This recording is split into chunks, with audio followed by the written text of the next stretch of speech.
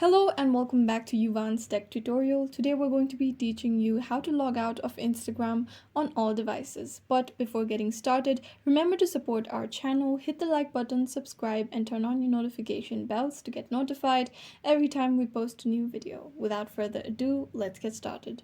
First, go ahead and open Instagram on your mobile.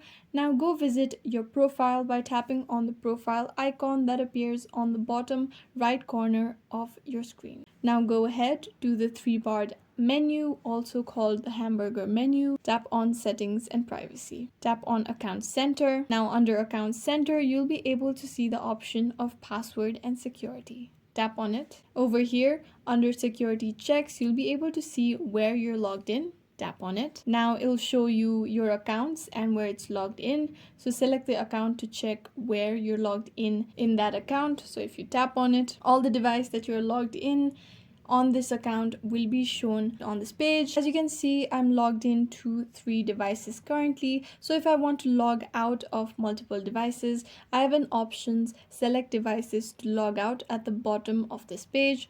Tap on it. Now simply select the device on which you'd like to log out. You also have the option to select all.